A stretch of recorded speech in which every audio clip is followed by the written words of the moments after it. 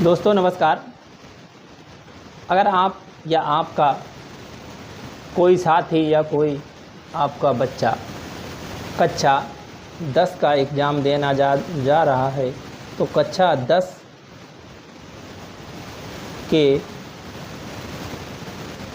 गणित विषय में उसे क्या पढ़ना है और कितना पढ़ना है तथा हमारे देश में कक्षा 10 में गणित में क्या ज्ञान दिया जाता है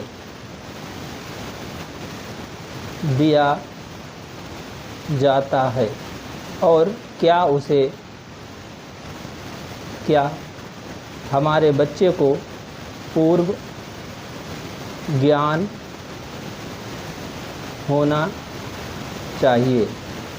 आज हम इसी बात पर चर्चा करेंगे, यानी कि अगर हमारा बच्चा कोई कक्षा 10 में पढ़ रहा है तो वो कितना उसे पूर्व ज्ञान होना चाहिए और क्या ज्ञान उसे दिया जाता है कक्षा 10 के एग्ज़ाम में, और ये ज्ञान अगर उसे है तो वो कक्षा 10 का एग्ज़ाम क्लियर कर लेगा। क्योंकि हमारे इस भारत में सबसे महत्वपूर्ण परीक्षा कक्षा 10 की होती है। यही परीक्षा हमारे देश की शिक्षा की मानी जाए तो कक्षा 1 की परीक्षा है, यानी कि इसी परीक्षा से सारी आगे की परीक्षाएं निश्चित होती हैं और बच्चे का भविष्य भी इसी परीक्षा पर डिपेंड करता है। तो इस परीक्षा में हम आज इस बात पर चर्चा करेंगे कि गणित विषय में उसे क्या ज्ञान दिया जाता है, यानी कौन सा ज्ञान हमें मिलता है जब हम कक्षा 10 की परीक्षा पास करते हैं और कक्षा 10 की परीक्षा में भाग लेते हैं। तो कक्षा 10 की परीक्षा में सहभागिता में हमें जो ज्ञान प्राप्त होता है उसके बारे में हम चर्चा करेंगे। तो जैसे ही हम अपनी पुस्तक खोलते हैं कक्षा 10 की तो हमें सबसे पहले एक पाठ मिलता है जो कि होता है वास्तविक संख्याएं। तो वास्तविक संख्याओं का उसे ज्ञान प्राप्त होना चाहिए, यानी कि उसे अभी तक ये पता होना चाहिए कि वास्तविक संख्याएं क्या हैं। और यहाँ पर वास्तविक संख्याओं पर कुछ अनुक्रियाएं की जाती हैं जो कि कक्षा 10 में होती हैं। तो इन अनुक्रियाओं के साथ ही साथ हम ये भी बताते चलेंगे कि उसे पूर्व ज्ञान क्या होना चाहिए। यदि वो पूर्व ज्ञान नहीं है तो उस ज्ञान को उसे यथाशीघ्र अर्जित कर लेना चाहिए, अन्यथा की स्थिति में बच्चा जो है वो सफल नहीं हो सकता, यानी कि बच्चा एग्ज़ाम में सफल नहीं होगा। तो दोस्तों इसलिए हम यहाँ पर बात करते हैं कि अंक गणित की आधारभूत प्रमेय, यानी कि अंक गणित की आधारभूत जो प्रमेय है उसे ज्ञान दिया जाता है। वो प्रमेय ये है कि प्रत्येक भाज्य संख्या को अभाज्य संख्याओं के एक गुणनफल के रूप में व्यक्त या गुणनखंडित किया जा सकता है तथा ये गुणनखंड अद्वितीय होता है। इस पर कोई ध्यान दिए बिना कि अभाज्य गुणनखंड किस क्रम में आ रहे हैं, यानी कि हमें अगर कोई संख्या दी हुई होती है तो हम उस संख्या के अभाज्य गुणनखंड कर सकते हैं। और वो अभाज्य गुणनखंड में ये भी ध्यान नहीं दिया जाता कि अभाज्य संख्या का क्रम जो है वो गलत है या कि सही है, यानी कि पहले छोटी संख्या है उससे बड़ी फिर उससे बड़ी, ये क्रम अगर उल्टा भी हो या कोई क्रम ना हो तब भी उसे अभाज्य संख्याओं के गुणनखंडों में खंडित किया जा सकता है, यानी कि उसके गुणनखंड किए जा सकते हैं। तो इस आधारभूत प्रमेय को समझने के लिए हमें भाज्य संख्याएं और अभाज्य संख्याओं का पूर्व ज्ञान होना चाहिए। यदि भाज्य और अभाज्य संख्याओं का पूर्व ज्ञान नहीं है तो ये प्रमेय जो है वो समझ में ही नहीं आएगी। यानी भाज्य संख्याएं भाज्य संख्याएं जो हैं वो वह संख्याएं होती हैं जो कि किसी दूसरी संख्या से विभाजित हो जाती हैं, और अभाज्य संख्याएं वह संख्याएं होती हैं जो स्वयं का एक से या एक का उसी संख्या के तक पहाड़ा पढ़ने के बाद ही वो संख्याएं प्राप्त होती हैं। तो ये संख्याएं जो हैं वो होती हैं जैसे कि अभाज्य संख्या होती है 3, फिर उसके बाद में है 5 है, फिर 7 है और 9 है और 11 है। तो इस तरीके के अभाज्य संख्याएं होती हैं। और बाकी यहाँ पर ये 9 संख्या जो लिखी दी है वो ये 3 से अभाज्य हो जाती है, 3 तियाँ 9, तो इसलिए ये संख्या नहीं होगी, ये भाज्य संख्या है। तो इस तरह के अभाज्य संख्याएं वह संख्याएं होती हैं जो स्वयं की संख्या से, यानी 11 एकन 11 या 1 11 में 11 ही होगा, 13 एकन 13 या 1 का 13 तक पढ़ो तब 13 होगा। जैसे 5 एकन 5 होगा या 1 पंजे 5, 3 एकन 3 या 1 तियां 3। तो इस तरीके की जो संख्याएं होती हैं वो अभाज्य संख्याएं होती हैं। तो इन अभाज्य संख्याओं के गुणनखंड के रूप में लिखी जा सकती हैं। जैसे कि कोई संख्या यदि 15 है तो उसे 3 और 5 अभाज्य गुणनखंडों में खंडित किया जा सकता है, यानी कि 3 पंजे 15। इस तरीके से भाज्य और अभाज्य संख्याओं का ज्ञान हमें पूर्व में होना बहुत ही जरूरी है। यदि दूसरी नियम ये है कि यदि p कोई अभाज्य संख्या है और p a² को विभाजित करता है तो p a को भी विभाजित करेगा। यहाँ a एक धनात्मक पूर्णांक है, यानी कि यदि कोई धनात्मक पूर्णांक संख्या है और उसका स्क्वायर है, उसके स्क्वायर को यदि कोई संख्या विभाजित करती है तो वो संख्या जो है वो इसको भी विभाजित करेगी। जैसे कि कोई संख्या यदि 25 है और 25 को यदि कोई संख्या विभाजित कर रही है तो ये 25 जो है वो 5 का स्क्वायर है, तो इसलिए 5 के स्क्वायर को कोई संख्या विभाजित करेगी तो वो 5 ही होगी। इसलिए 5 को 5 से भी विभाजित किया जा सकता है, 5 एकन 5। तो इस तरह से ये प्रमेय ये बताती है कि इस तरीके की कोई भी संख्या हो जिसका कि वर्ग हो और उस वर्ग को यदि कोई संख्या विभाजित करेगी तो वो उस संख्या को भी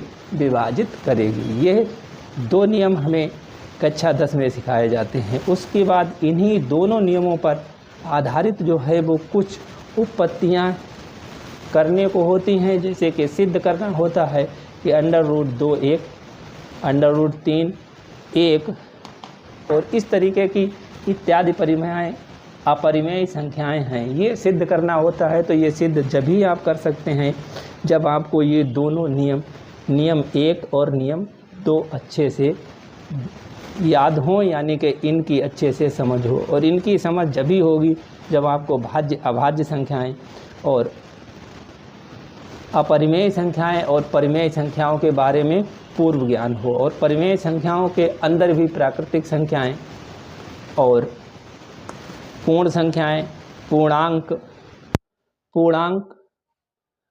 और उससे से संबंधित जो संख्याएं होती हैं, यानी कि ऑड नंबर यानी और ऑड और इवन नंबर, ये जो संख्याएं हैं भाज्य अभाज्य, इस तरीके की जो वर्गीकरण संख्याओं का किया जाता है उसके बारे में कक्षा 9 में जो ज्ञान दिया जाता है। यदि वो कक्षा 9 का ज्ञान है तभी आप कक्षा 10 की ये चीज़ें जो हैं वो हल कर सकते हैं और उन्हें देख सकते हैं। इसके बाद अगला जो हमें नियम सिखाया जाता है वो HCF गुणे LCM बराबर P × Q, यानी यदि कोई संख्याओं का गुणनखंड किया जाए और उनके LCM और HCM का गुणनखंड किया जाए तो वो जो है वो बराबर ही होता है। ये एक नियम जान लेना बहुत ही ज़रूरी होगा।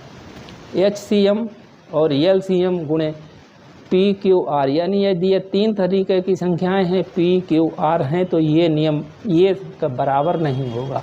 हमेशा 2 संख्याओं का लघुत्तम समापवर्तक और महत्तम समापवर्त जो है वही बराबर होता है।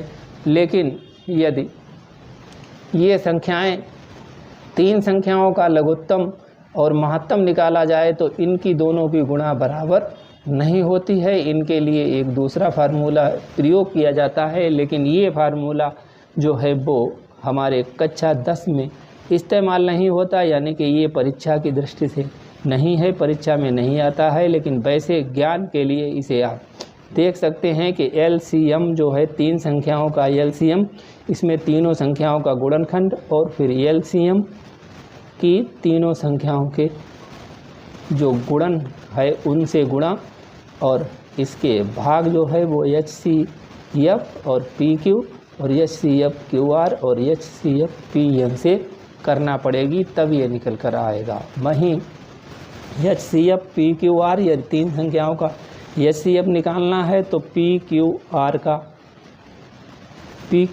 की गुणा और फिर LCM इनकी संख्याओं और PQR की LCM से गुणा, इसे ये करने के बाद फिर LCM PQ और LCM QR और LCM PR का जो गुणा करने के बाद इन सब को यदि भाग करके आप हल करेंगे तो वो निकल कर आ जाएगा। लेकिन ये जो है कक्षा 10 में नहीं है, ये केवल ज्ञान के लिए हमने ये सूत्र बता दिया है, इसकी कक्षा 10 में कोई ज़रूरत नहीं पड़ती है। तो अगले पाठ में जब हम देखेंगे तो हमें पाठ मिलेगा बहुपद, और इस बहुपद में हमें क्या ज्ञान प्राप्त होना है वो, और इसके लिए हमें पूर्व में क्या ज्ञान है वो भी हमें यहाँ पर जान लेना चाहिए। यानी कि घातों 1, 2 और 3 के बहुपद क्रमशः रेखीय बहुपद, द्विघात बहुपद एवं त्रिघात बहुपद कहलाते हैं। यानी अभी तक हम बहुपदों के बारे में कक्षा 9 में कुछ ना कुछ सीख ही चुके होते हैं, तो उसका हमें जो है वो बेसिक ज्ञान होना बहुत ज़रूरी है, तभी हम यहाँ पर समझ सकेंगे कि बहुपद में घात क्या होती है। यानी कि हमें घात भी पता होने चाहिए कि 1 घात, 2 घात और 3 घात होती है। अभी तक अगर आपको 1 घात नहीं पता है तो आप इसे नहीं समझ सकते, तो ये आपको जानना ही पड़ेगा। यदि कोई संख्या x है और इसके ऊपर कोई घात नहीं है तो 1 घात है, यदि इसके ऊपर 2 लिखा है तो 2 घात है, और यदि इसके ऊपर 3 लिखा है तो 3 घात होती है। तो कुछ नहीं लिखा है तो कोई 1 घात वो होती है। तो यदि वो 1 घात है तो वो रेखीय समीकरण है, 2 घात है तो द्विघात बहुपद है, और त्रिघात है तो त्रिघात बहुपद होगा। इस तरह से अगला नियम ये है कि एक द्विघात बहुपद यानी ये x² + bx² + c, जहाँ a b c वास्तविक संख्याएं हैं और a बराबर नहीं है 0 के रूप में होता है।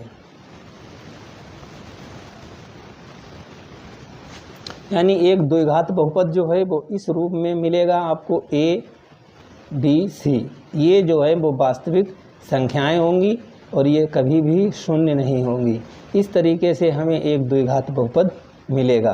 तो द्विघात बहुपद का जो आकार होगा वो ऐसे होगा, यानी कि a की जगह पर कोई अंक होगा, b की जगह पर भी कोई अंक होगा और c की जगह पर भी कोई अंक होगा, और ये a जो है वो कभी भी 0 नहीं होगा, यानी ये गायब नहीं होगा। ये जब गायब होगा तो ये रेखीय समीकरण बन जाएगा। तो एक बहुपद p x के शून्य उन बिंदुओं के x निर्देशांक होते हैं जहां y px का ग्राफ x अक्ष को प्रतिच्छेदित करता है। तो यहाँ पर एक ये नियम बताया जाता है कि एक बहुपद जो है तो उसके शून्यक होते हैं, और शून्यक वह होते हैं कि जहाँ पर जो दोनों मान होते हैं यानी x का मान और y का मान जो है वो बराबर हो जाता है, तो इसलिए उसे जो है वो शून्य कहा जाता है। तो ये निर्देशांक होते हैं, और ये निर्देशांक जहाँ पर y यानी px का ग्राफ x अक्ष को प्रतिच्छेदित करता है, यानी कि x का मान यहाँ पर 0 हो जाएगा, और ये ग्राफ जो है वो जब हमारा बनता है तो वो x अक्ष को जब प्रतिच्छेदित करता है तो वहाँ पर वो शून्यक हो जाता है, और ये शून्यक हमें ज्ञात होना चाहिए कक्षा 10 में। और इससे पूर्व ज्ञान ये है कि हमें ये शून्यक पता होने चाहिए कि शून्यक क्या होता है, और px क्या है और py क्या है। एक द्विघात बहुपद के अधिक से अधिक 2 शून्यक हो सकते हैं, और एक त्रिघात बहुपद के अधिक से अधिक 3 शून्यक हो सकते हैं। यानी कि यदि एक कोई 2 घात बहुपद है और उसका ग्राफ यदि खींचा जाए तो वो 2 बार x अक्ष को टच करेगा, और यदि कोई 3 घात का बहुपद है तो वो 3 बार x अक्ष को टच करेगा, और जैसे ही ग्राफ x अक्ष को टच करता है तो वो शून्यक हो जाता है। अब यहाँ पर पूर्व ज्ञान x अक्ष और y अक्ष का भी होना चाहिए, यानी कि इस तरीके से जो हमारे पास ये x अक्ष और y अक्ष बनते हैं, और इसमें यहाँ शून्य मान लिया जाता है, इधर 1 2 3 प्लस में और इधर 1 2 3 माइनस में। यदि 1 2 3 ऊपर ये y का मान होता है प्लस में और ये y का मान नीचे माइनस में। तो इस रेखा पर जैसे ही हमारी ये लाइन टच होती है तो वही शून्यक प्राप्त होता है, यानी कि रेखीय है।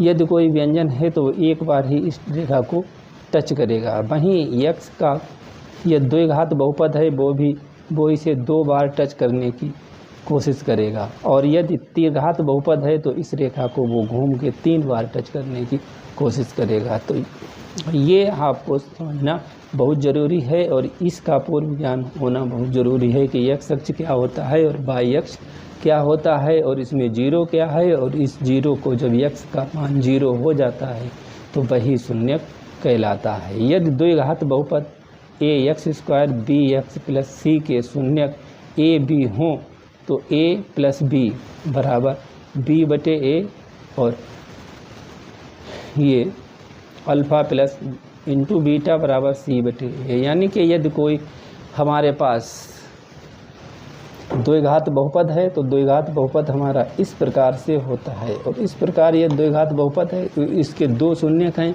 तो इन दोनों शून्यकों का यानी शून्यक 2 होंगे, 1 और 2 अल्फ़ा और बीटा इसे कह लें तो बी बटे ए होगा। यानी कि इसका बटे इसके होगा, यानी यक्स का मान और यक्स स्क्वायर का जो मान होगा उसके बटे में जब होगा तो ये हमारे 2a प्लस बी के रूप में होगा। और a और b यानी कि ये अल्फ़ा और बीटा यानी कि 2 जो शून्यक होते हैं, यदि इन शून्यकों की दोनों की गुणा कर दी जाए तो c बटे a हो जाएगा।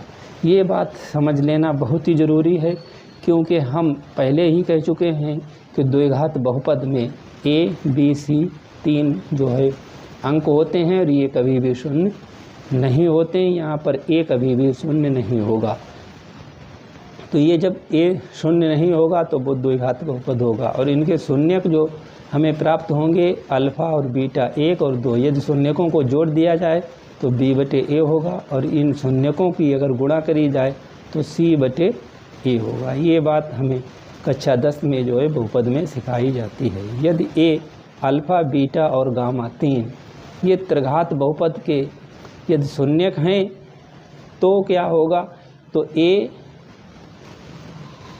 अल्फ़ा बीटा और गामा ये माइनस b बटे a होगा। ये त्रिघात बहुपद इस तरीके का होगा, और इस तरीके के जो त्रिघात बहुपद है उसमें इन तीनों शून्यकों को यदि जोड़ दिया जाए अल्फ़ा बीटा और गामा को, तो इन तीनों शून्यकों को जब जोड़ा जाएगा तो माइनस b बटे a आएगा। और जब ये शून्यक की गुणा की जाएगी यानी अल्फ़ा की बीटा से, बीटा की गामा से और गामा की अल्फ़ा से, तो इन तीनों की जब गुणा करके और इन्हें जोड़ा जाएगा तो ये c बटे a हो जाएगा, यानी c का मान और बटे में a का मान हो जाएगा। और अल्फ़ा बीटा और गामा की ये तीनों की लगातार गुणा की जाएगी तो ये माइनस d बटे a होगा। तो ये हमें 6 नियम हमें सिखाए जाते हैं बहुपद में। वहीं जब हम इसके आगे जब पुस्तक खोलते हैं तो हमें तीसरा अध्याय मिलता है। इसमें है कि 2 चर वाले रेखीय समीकरण। यहाँ पर 2 चर वाले रेखीय समीकरण को एक रेखीय समीकरण युग्म को ग्राफीय रूप में निरूपित किया जा सकता है और हल किया जा सकता है। यानी कि 2 चर वाले जो रेखीय समीकरण हैं इसमें क्या है कि एक रेखीय समीकरण को हल करने की विधि बताई जाती है। तो हमें रेखीय समीकरण के हल करने की जो है वो 2 विधियां हैं, यानी इन्हें ग्राफ विधि द्वारा और बीजगणितीय विधि द्वारा। ग्राफ विधि द्वारा तो हम ग्राफ पेपर पर इसको खींचते हैं रेखीय समीकरण को, और हमें उसका जो भी हल प्राप्त करना होता है वो हल मिल जाता है। यानी x और y के यदि मान दिए हुए हैं तो वो मान हमें प्राप्त हो जाते हैं। ग्राफीय विधि 2 चरों के एक रेखीय समीकरण युग्म का ग्राफ 2 रेखाएं निरूपित करता है। यदि रेखाएं एक बिंदु पर प्रतिच्छेदित करती हैं तो वह बिंदु दोनों समीकरण का अद्वितीय हल होता है। इस स्थिति में समीकरण युग्म संगत होता है। अब यहाँ पर 3 जो नियम हैं वो हमें प्राप्त होते हैं जब हम रेखीय समीकरण को हल करते हैं। तो रेखीय समीकरण में यदि दोनों जब रेखाएं जो हैं वो एक बार काटती हैं यानी कि एक बिंदु पर प्रतिच्छेदित करती हैं तो वह बिंदु दोनों समीकरण का अद्वितीय हल होता है, और इस स्थिति में समीकरण युग्म संगत होता है। यह समीकरण जो है वो क्या है, युग्म संगत है।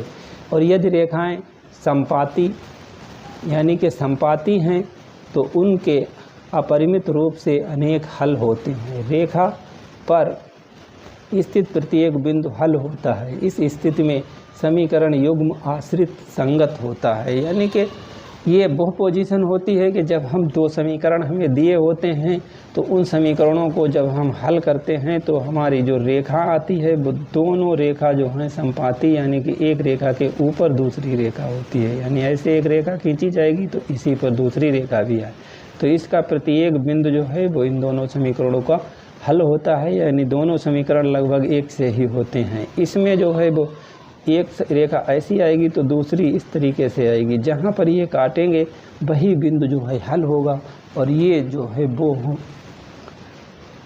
युग्म संगत होगा और ये युग्म संगत होता है। और यहाँ पर जो है वो संपाती होता है तो ये आश्रित संगत होता है, और इसके हर पॉइंट जो हैं वो हल होंगे, इसमें केवल एक ही पॉइंट हल होगा। और यदि संख्या समानांतर है तो समीकरण युग्म का कोई हल नहीं होता है। इस स्थिति में समीकरण युग्म असंगत होते हैं। यानी कि यदि दो समीकरण रेखीय समीकरण दिए गए हैं और उनके ग्राफ पेपर द्वारा हल किया जाता है और दोनों रेखाएं इस तरीके से समानांतर आएंगी तो इनका कोई भी हल नहीं होगा और ये असंगत होंगे। यानी कि ये संगत और संपाती और असंगत होंगे। यानी कि इस तरीके के तीन जो है वो कैटेगरी निकल कर आती हैं जब हम ग्राफ पेपर पर हल करते हैं इस तरीके के समीकरणों को। तो इस तरीके के समीकरण जो होते हैं, जो कि दोनों रेखाएं समानांतर होती हैं, तो इनका कोई संबंध ही नहीं होता, ये कभी भी एक दूसरे को नहीं काटते हैं और इन दोनों को हल भी नहीं किया जा सकता। यानी इनका कोई एक हल नहीं होगा, ये अलग ही अलग रहेंगे।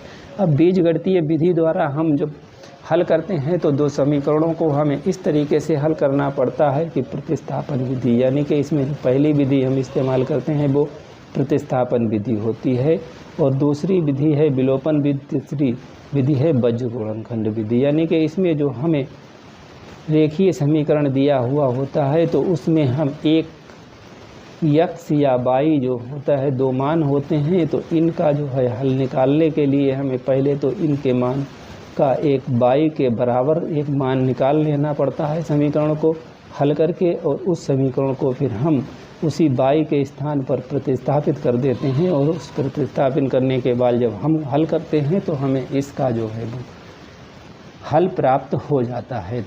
दूसरी विधि है विलोपन विधि। दूसरी विधि में हम x और y के जो मान अलग अलग दिए हैं उन्हें हम बराबर कर लेते हैं किसी एक समीकरण में गुणनखंड करके गुणा करने के बाद, और जब वो बराबर हो जाते हैं तो इन्हें जो है वो काट दिया जाता है, एक को विलोपित कर दिया जाता है। x को या y को हम विलोपित कर देते हैं, विलोपन के बाद में उसमें हम एक हमारे अंक का मान प्राप्त हो जाता है, और प्राप्त होने के बाद जो है वो हम उसी मान को समीकरण में रख के दूसरे का भी मान प्राप्त कर लेते हैं। तो इस तरह से हमें मान प्राप्त होता है। फिर बज्र गुणनखंड विधि, इस बज्र गुणनखंड विधि में जो x और y ये जो हमारे पास चार अंक मिलते हैं, इनकी हम इससे इधर गुणा करके इन्हें बराबर कर लेते हैं, तो ये मान हमारे बराबर हो जाते हैं और इन्हें हम हल करके निकाल लेते हैं। तो इस तरह से हम इसे हल करते हैं। यदि अगला नियम ये है कि यदि दिए गए रेखीय समीकरण ax +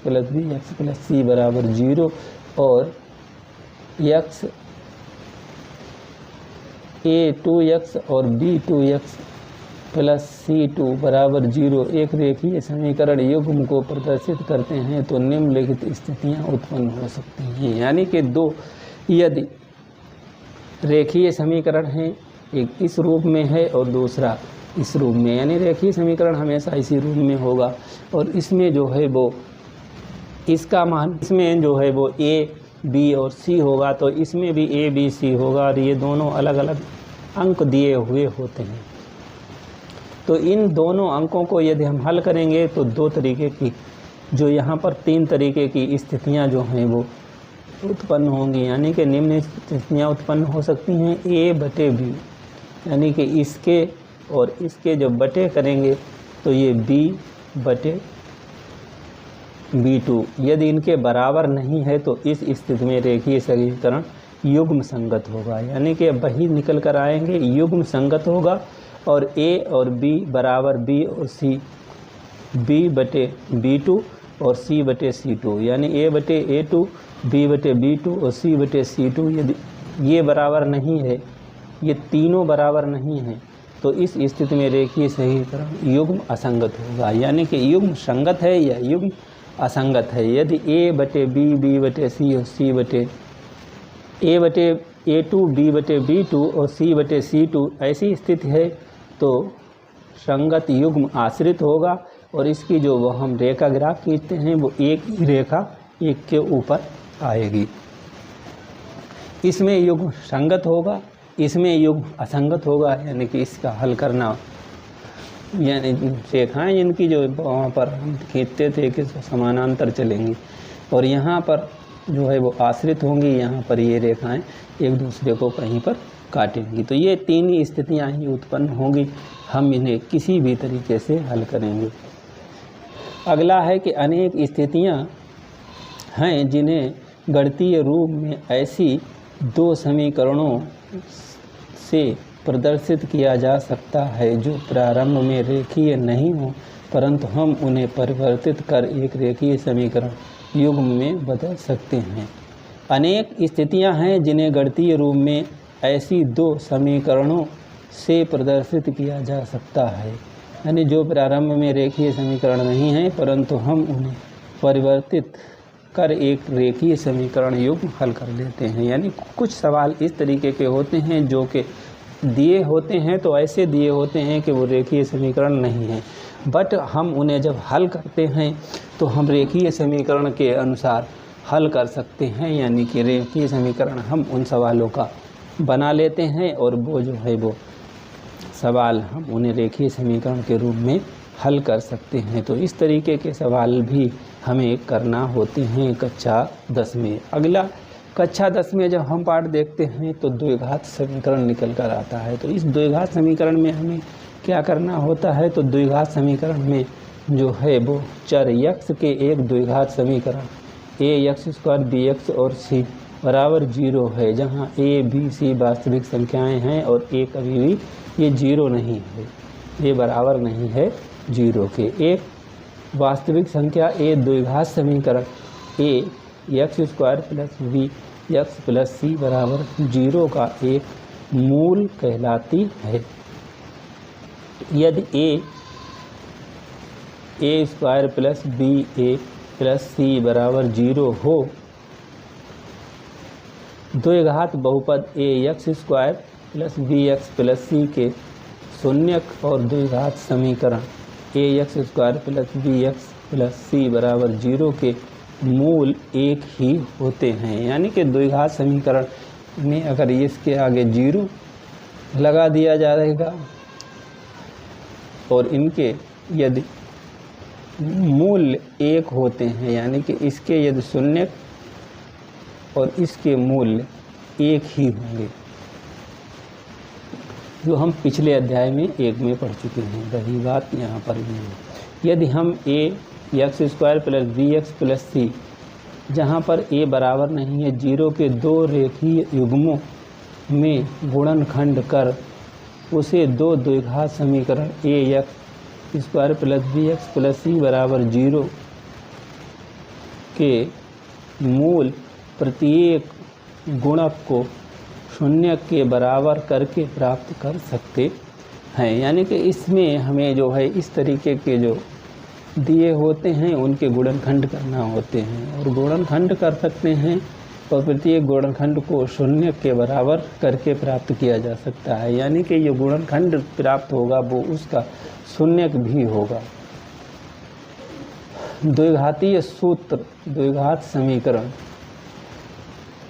ax² + bx + c बराबर 0 के मूल जो हैं वो -b ± √a² - 4ac बटे 2a द्वारा देय होता है। यानी कि यदि इस तरीके का कोई समीकरण है तो उसके जो मूल हैं वो इस तरीके से निकाले जा सकते हैं, यानी इस तरीके के सूत्र की सहायता से निकाले जा सकते हैं। -b ये b निकाल कर और ± √b² + 4ac a और c 4ac और बटे 2a ये लिखकर इसे जब हम हल कर लेते हैं तो इसके जो है मूल निकल आते हैं, यानी कि ये शून्यक निकल आते हैं। अगला पॉइंट हमें ये सीखना पड़ता है कि एक द्विघात समीकरण ax² + bx + c बराबर 0 और a बराबर नहीं है 0 में दो भिन्न वास्तविक मूल होते हैं यदि b² - 4ac बड़ा है 0 हो। दो बराबर मूल अर्थात संपाती वास्तविक मूल होते हैं यदि b² - 4ac बराबर 0 हो, और कोई वास्तविक मूल नहीं होते हैं यदि b² + 4 - 4ac यदि 0 से छोटा हो। यानी यदि इसका मान जो है वो 0 से बड़ा है, मूल होते हैं, वास्तविक मूल होते हैं, और दो बराबर मूल अर्थात संपाती वास्तविक मूल होते हैं। यदि ये 0 के बराबर है तो दो मूल होंगे, संपाती होगा, संपाती वास्तविक मूल होते हैं, और यदि ये 0 से छोटा है तो कोई भी मूल नहीं होगा। यदि ये 0 से छोटा है तो कोई भी मूल नहीं होगा। अगला जब हम पाठ 5 खोलते हैं तो हमें कक्षा 10 की पुस्तक में समांतर श्रेणियाँ मिलती हैं, और समांतर श्रेणियों में हमें क्या ज्ञान प्राप्त होता है, यानी कि कुछ श्रेणियाँ होती हैं जो कि समांतर रूप से बनी हुई होती हैं। एक समानांतर श्रेणी संख्याओं की ऐसी सूची होती है जिसमें प्रत्येक पद प्रथम पद के अतिरिक्त अपने से ठीक पहले पद में एक निश्चित संख्या d जोड़कर प्राप्त होता है।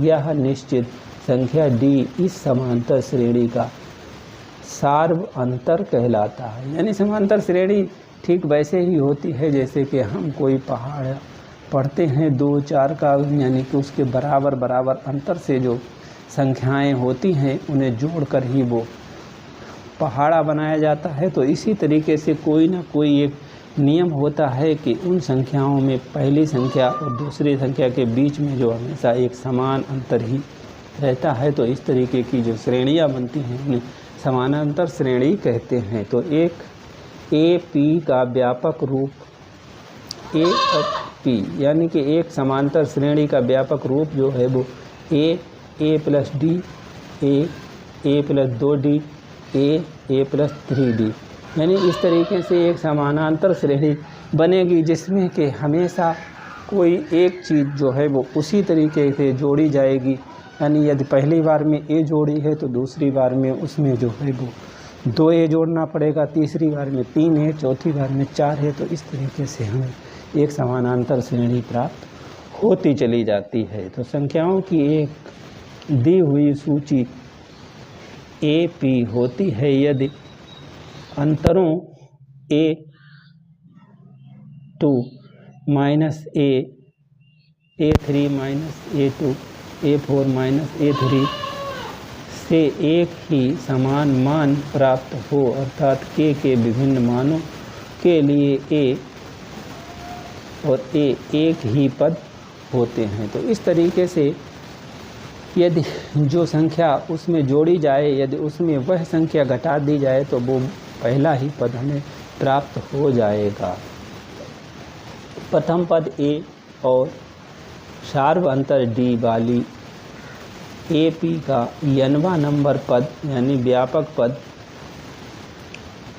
AN निम्नलिखित सूत्र द्वारा प्राप्त होता है। यानी कि यदि संख्या दी है और उसके आगे कोई नंबर का समांतर श्रेणी का अगर अंक पूछ लिया जाता है तो उसके लिए ये सूत्र होता है AN बराबर A + n - 1 × D, यानी कि जो अंतर है उसका और जो n नंबर है उससे घटाकर आप A में जोड़ दिए जाएंगे तो हमें A और n में जो संख्या समांतर श्रेणी का नंबर है वो हमें प्राप्त हो जाएगा। किसी AP के प्रथम n पदों का योग यस सूत्र। यानी कि अगर कोई संख्या समांतर श्रेणी है और उसके पहले जो पद दिए हैं कितने पदों का योग करवाना है, n पदों का यदि योग करवाना है, तो उसके लिए सूत्र ये है कि यस बराबर क्या होता है n/2, यानी कि नंबर के आधे और 2a, जो a संख्या होती है वो a और प्लस cn-1 और d से प्राप्त हो जाता है। तो इस तरीके से हम इसे प्राप्त कर लेते हैं। इसे हम आगे जब इसका अध्ययन करेंगे, यानी कि इसका अभ्यास करेंगे, तब हमें देख लेना है, तो हमें अभ्यास में केवल यही सूत्र अपनाना पड़ेंगे। तो ये सूत्र भी हम साथ साथ जो है वो मैथ के देखते जाते हैं, यानी कि गणित में कक्षा 10 के गणित में कितने सूत्र का प्रयोग होता है। यदि एक परिमित ए पी का अंतिम पद मान लीजिए n वां पद यल है, तो इस ए पी के सभी पदों का योग यस सूत्र से ज्ञात होगा। यस बराबर n/2 plus a plus L बे प्राप्त हो जाएगा। यानी कि यदि जितने पद हैं उन सभी का योग करना है तो n/2 और a प्लस यल से भाग कर देते हैं, a में यल जोड़ लिया जाएगा तो हमें वो प्राप्त हो जाएगा। कितने पद हैं उनका आधा कर लेते हैं। यदि A B C A P में है, तब b बराबर a प्लस c/2 और b a तथा c का समांतर माध्य कहलाता है।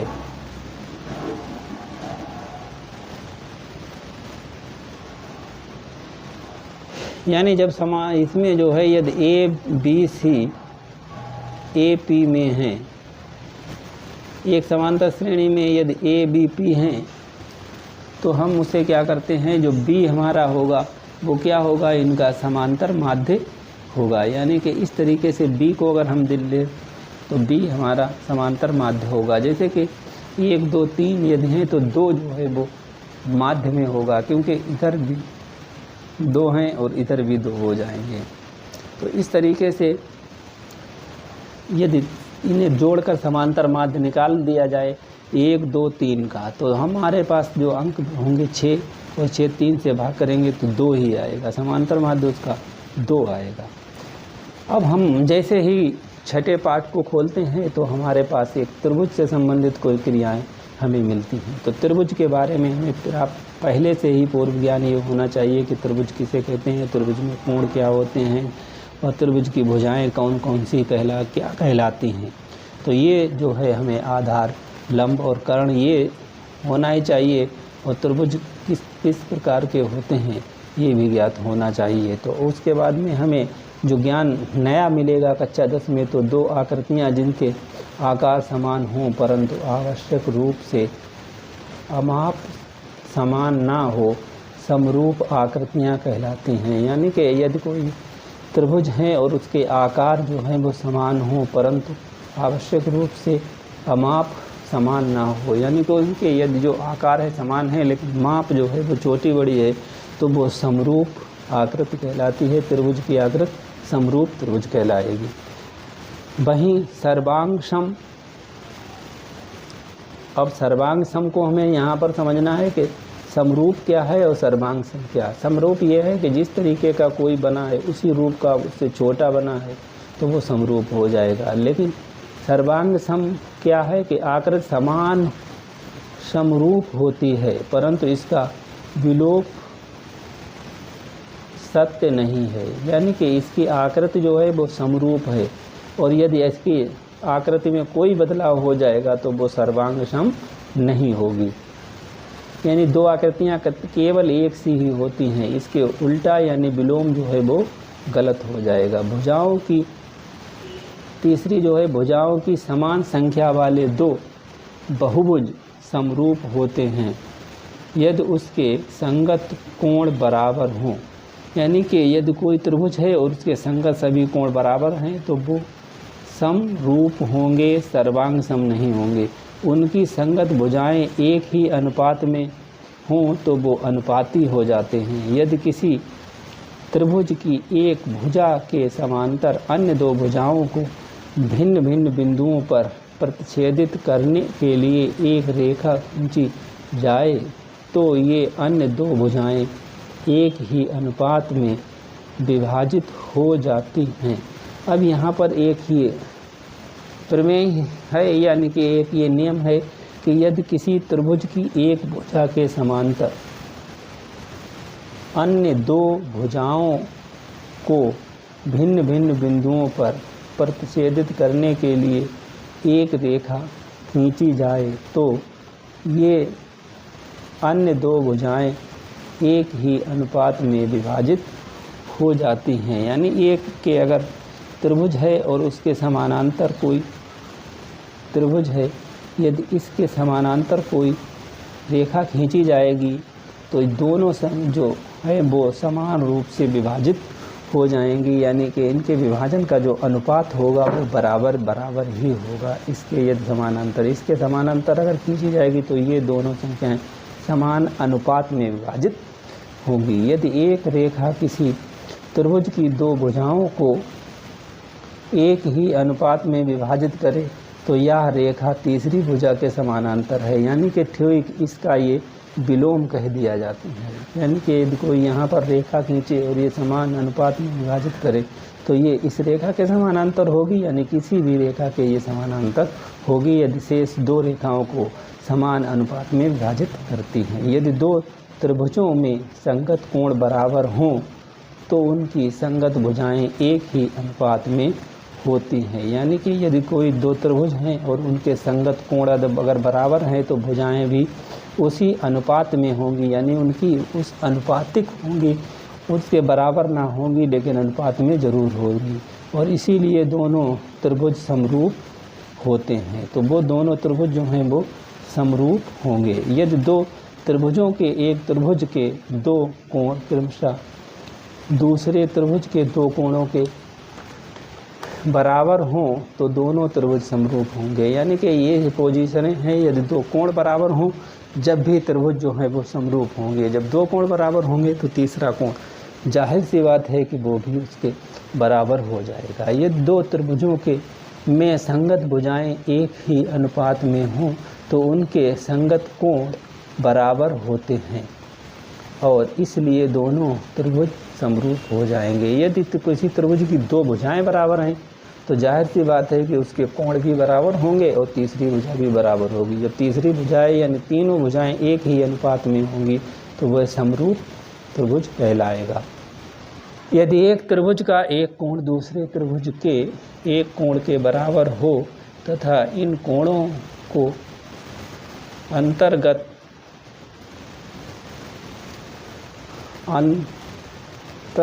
करने वाली भुजाएं एक ही अनुपात में हों तो दोनों भुजाएं त्रिभुज समरूप होंगे। यानी कि ये किसी त्रिभुज में क्या दिया हुआ है कि एक कोण दूसरे त्रिभुज के एक कोण के बराबर हो, यानी एक कोण बराबर हो और इन कोणों को जो अंतर करती हैं जो भुजाएं और वो भुजाएं भी एक ही अनुपात में हो तो भी त्रिभुज समरूप होगा। तो यहाँ पर त्रिभुज के समरूपता के जो नियम हैं वो सारे नियम बता दिए गए हैं और हमें ये त्रिभुज के समरूपता के सारे नियम आने चाहिए। अब जैसे ही हम अगले पाठ पे बढ़ते हैं तो हमें 7वां पाठ प्राप्त होता है और 7वां जो हमारा पाठ है तो वो है निर्देशांक ज्यामिति। यानी यहाँ पर ज्यामिति आकृतियों का एक निर्देशांक ज्यामिति हमें प्राप्त हो जाती है। तो यहाँ पर जो है वो P x1 y1 और Q x2 y2 के बीच की दूरी जो है वो हमें प्राप्त होती है x स्क्वायर और y स्क्वायर, और y1 x2 x1 x2 और x1 plus y2 minus y1, और इसका जो हम अंडर रूट निकाल लेंगे तो हमें p x y और q x y के बीच की जो दूरी प्राप्त हो जाएगी। यानी कि इसमें एक ज्यामिति जो है वो आकार है जिसमें कि हमें निर्देशांक दिए जाते हैं, यानी कि निर्देशित किया जाता है।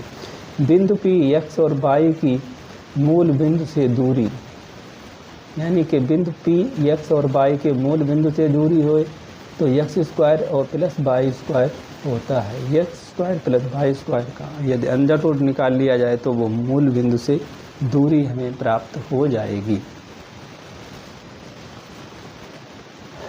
अगला है कि उस बिंदु P x y के निर्देशांक जो बिंदुओं a x और y और b x टू y2 को जोड़ने वाले रेखाखंड को यम अनुपात m2 के अनुपात के बराबर में आंतरिक रूप से विभाजित करता है, निम्नलिखित होते हैं। यानी कि इस तरीके से है कि यदि उस बिंदु पर P x और y के जो निर्देशांक दिए हुए हैं वो a x1 और y1 और b x2 और y2 को जोड़ने वाले रेखाखंड को यम अनुपात m2 के अनुपात में आंतरिक रूप से विभाजित करता है तो निम्नलिखित स्थितियाँ होंगी।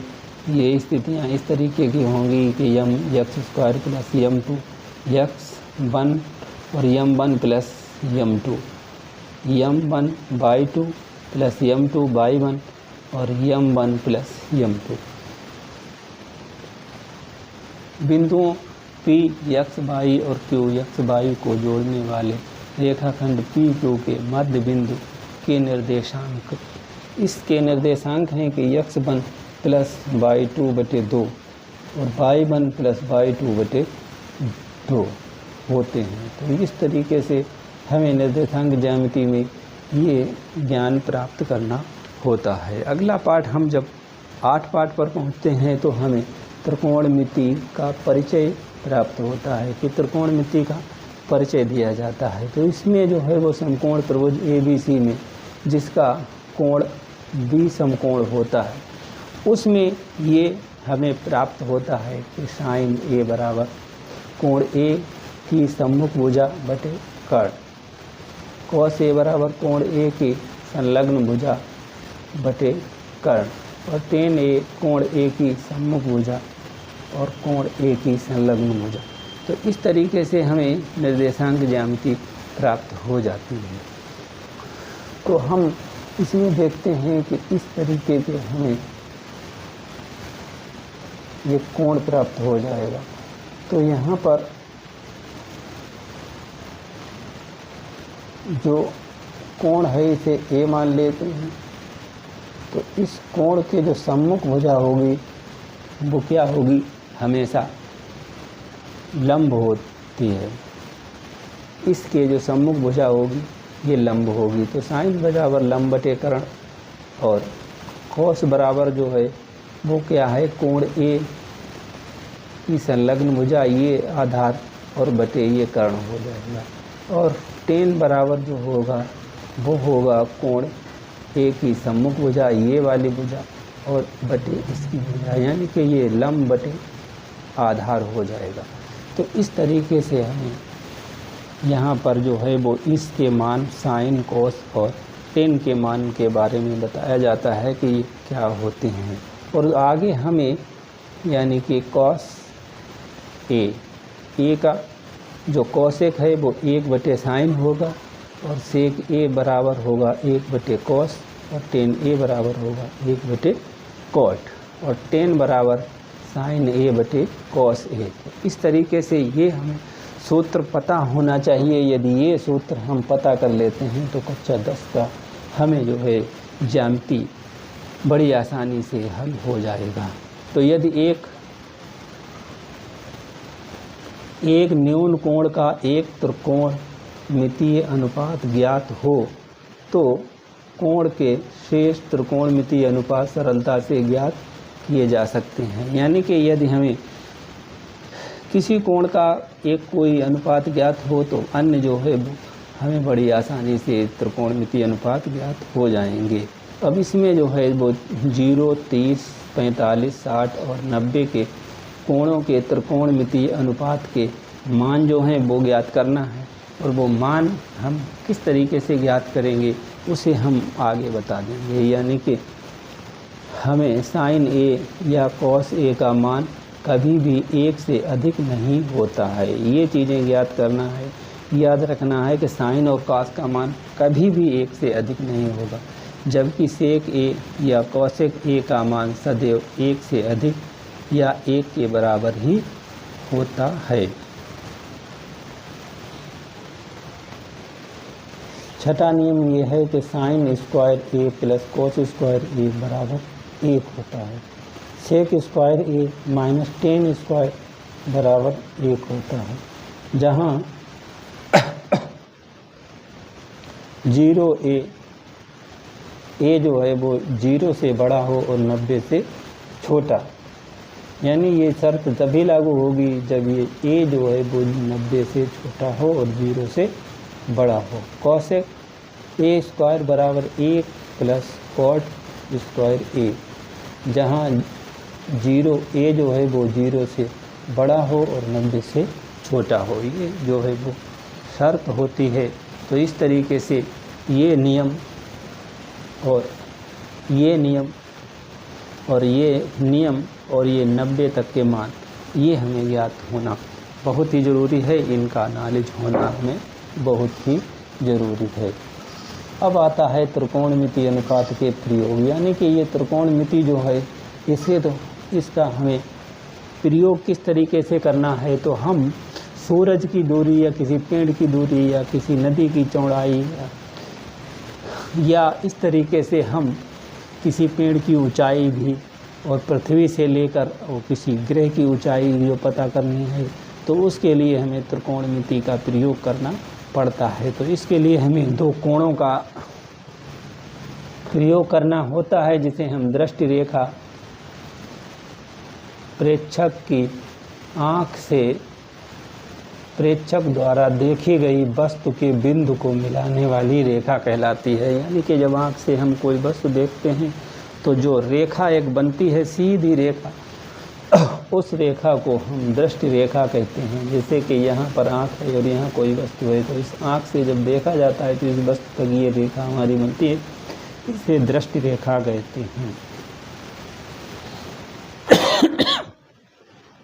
देखी गई वस्तु का उन्नयन कोण दृष्टि रेखा और क्षैतिज रेखा से बना कोण कहलाता है, जबकि यह क्षैतिज स्तर से ऊपर होता है, अर्थात वह स्थिति जबकि वस्तु को देखने के लिए हमें अपने सिर को ऊपर उठाना पड़ता है। तो इस तरह से इस वस्तु को देखने से, और ये जो हमारी सीधी रेखा होती है, यहाँ पर जो कोण बनता है, इस कोण को जो है वो उन्नयन कोण के नाम से जानते हैं, उन्नयन कोण।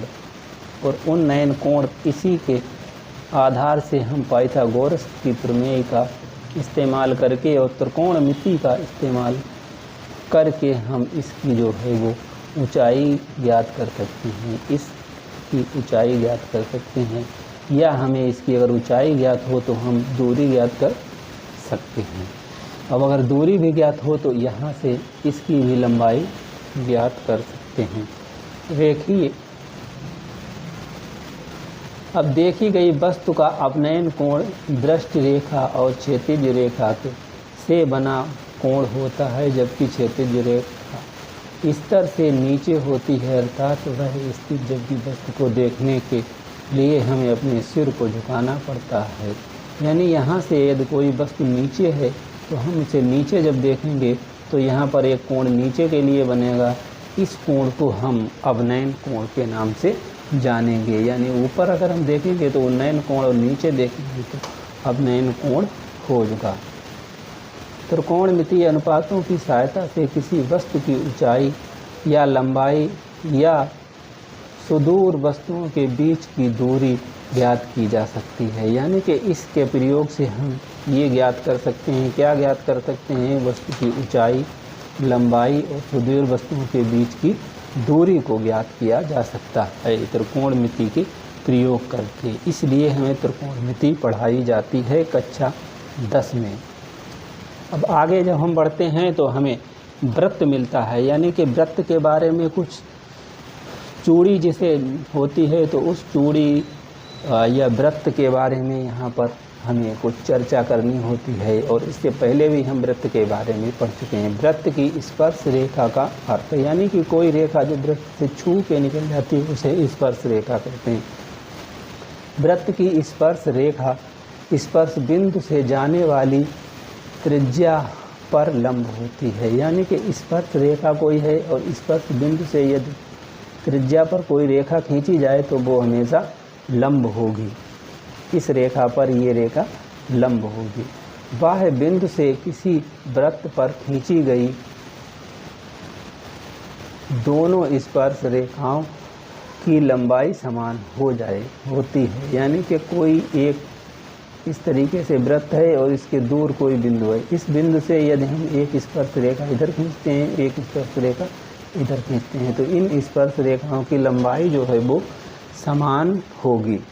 त्रिज्या r वाले वृत्त के एक त्रिज्या खंड जिसका कोण अंशों में थीटा है के संगत चाप की लंबाई थीटा बटे 360 इंटू 2 पाई r होती है, यानी कि त्रिज्या की जो परिधि होती है वृत्त की वो 2 पाई r होती है, और कोई त्रिज्या खंड जिसका कोण अंशों में दिया हुआ हो, यानी कि कोई त्रिज्या खंड अगर है और उसका कोण इस तरीके से कोई त्रिज्या खंड है, तो ये जो है हमारी इस रेखा यानी कि ये परिधि होगी। तो इस परिधि का सूत्र लगाएंगे और थीटा बटे 360 कर देंगे। 360 तो ये हमारी इस कोण दिया हुआ ये कोण है, तो इस रेखा की लंबाई ज्ञात हो जाएगी। त्रिज्या r वाले वृत्त के एक त्रिज्या खंड जिसका कोण अंशों में थीटा है का क्षेत्रफल निकालना है, तो वही पाई r स्क्वायर होता है, लेकिन इस पाई r स्क्वायर में थीटा बटे 360 कर देंगे तो हमें इस वृत्तखंड का क्षेत्रफल निकल आएगा। और एक वृत्तखंड का क्षेत्रफल बराबर संगत त्रिज्या का क्षेत्रफल माइनस संगत त्रिभुज का क्षेत्रफल। अब वृत्तखंड का क्षेत्रफल जो है वो यदि त्रिभुज के आकार में निकाला जाए, इस तरीके से कोई यदि वृत्तखंड है और यहाँ से इस लाइन खींच ली जाए, तो इसका जो है वो वृत्तखंड का क्षेत्रफल संगत त्रिभुज का क्षेत्रफल माइनस संगत त्रिभुज का क्षेत्रफल। अब इस त्रिज्या खंड का एक क्षेत्रफल निकाल लिए, तो और इस त्रिभुज का क्षेत्रफल अगर घटा दें तो इस ये क्षेत्रफल हमें वृत्तखंड का क्षेत्रफल प्राप्त हो जाएगा। यानी कि यदि इस भाग का लाइन वाले भाग का क्षेत्रफल हमें निकालना है, ये थोड़ी गुलाई में होगी, तो इस त्रिभुज का क्षेत्रफल हम निकाल लें और ये यहाँ पर हमें कोण दिया हुआ है उससे ये सूत्र निकाल कर हम इसका क्षेत्रफल निकाल लें और इन दोनों के अंतर को कर दें, यानी कि इन्हें घटा दें, तो हमें इस वृत्त खंड का क्षेत्रफल प्राप्त हो जाएगा। इस तरीके से जो वृत्त खंड हमें मिलेगा उसका क्षेत्रफल प्राप्त हो जाएगा। अब हम आगे जब 11 पाठ में पढ़ते हैं तो हमें पृष्ठीय क्षेत्रफल और आयत के बारे में यहाँ पर ज्ञान प्राप्त होता है। तो इसमें क्या है कि आधारभूत ठोस धनाभ, बेलन, शंख और गोले में से किन्हीं दो ठोसों के संयोजन से बने ठोसों के पृष्ठीय क्षेत्रफल निर्धारित करना है। यानी कि इसमें क्या है कि दो तरीके के घनाभ, बेलन और शंकु, इनसे मिली जुली जो आकृतियाँ होंगी उनका हमें पृष्ठीय क्षेत्रफल ज्ञात करना होता है। तो इसके लिए हमें जो है घनाभ का क्षेत्रफल, बेलन का और शंकु का और गोले का क्षेत्रफल ज्ञात होना ही चाहिए। तो हम इससे पहले ही सूत्रों के जानते हैं कि इनका जो है क्षेत्रफल, पृष्ठीय क्षेत्रफल क्या होता है। ठोस, घनाभ, बेलन और शंकुओं और अर्धगोले में से किन्हीं दो ठोसों के संयोजन से बने ठोसों के आयतन, यानी कि आयतन और पृष्ठ क्षेत्रफल, पृष्ठीय क्षेत्रफल, पृष्ठीय क्षेत्रफल। अब पृष्ठीय क्षेत्रफल निकालना है तो हमें घनाभ का पृष्ठीय क्षेत्रफल, जो घनाभ के जितने भी फलक होते हैं उनका क्षेत्रफल, और बेलन का क्षेत्रफल, बेलन का पृष्ठीय क्षेत्रफल बेलन का संपूर्ण पृष्ठ और बेलन का जो है वो वक्र पृष्ठ, ये दोनों निकाल लेना बहुत ज़रूरी है। बेलन का जब हम वक्र पृष्ठ निकालते हैं तो हमें बेलन की जो एक त्रिज्या दी हुई होगी उसकी परिधि यानी कि परिधि निकाल कर उसकी ऊंचाई से जब गुणा करते हैं तो वक्र पृष्ठ निकल आता है, और दोनों तरफ का क्षेत्रफल जोड़ देते हैं तो संपूर्ण पृष्ठ निकल आता है। तो इसी तरह से हम शंकु का और गोले का और अर्धगोले का ये जो क्षेत्रफल है हम उसे कक्षा 9 में निकाल चुके हैं, तो हमें वह सूत्र याद होना चाहिए। कक्षा 10 में अगला जब हम आगे पढ़ते हैं तो हमें ये सांख्यिकी मिलती है, वर्गीकृत आंकड़ों का माध्य निकालना। तो इसमें जो है वो आंकड़े वर्गीकृत अवर्गीकृत दो तरीके के होते हैं, इन्हें हम पहले ही पढ़ चुके हैं कक्षा 9 में, ये पूर्व ज्ञान हमें होना ही चाहिए। तो ये दो विधियां हैं, प्रत्यक्ष विधि और काल्पनिक विधि और पद विचलन विधि। तो इन तीनों विधियों का जब हम अनुप्रयोग करेंगे तभी हमें प्राप्त हो पाएगा, और ये बहुलक निकालने की एक विधि है ये भी निकल, और माध्यिका निकालने की ये एक विधि है जिसमें कि माध्यिका निकलती है। तो इस तरीके से हमें सांख्यिकी में ये तीन चीज़ें निकालने आनी चाहिए जो कि बहुत ही ज़रूरी हैं हमारे डाटा एनालिसिस के लिए। तो ये कक्षा 10 में हमें ये ज्ञान दे दिया जाता है, तो ये ज्ञान हमें होना बहुत ही ज़रूरी है प्राथमिक।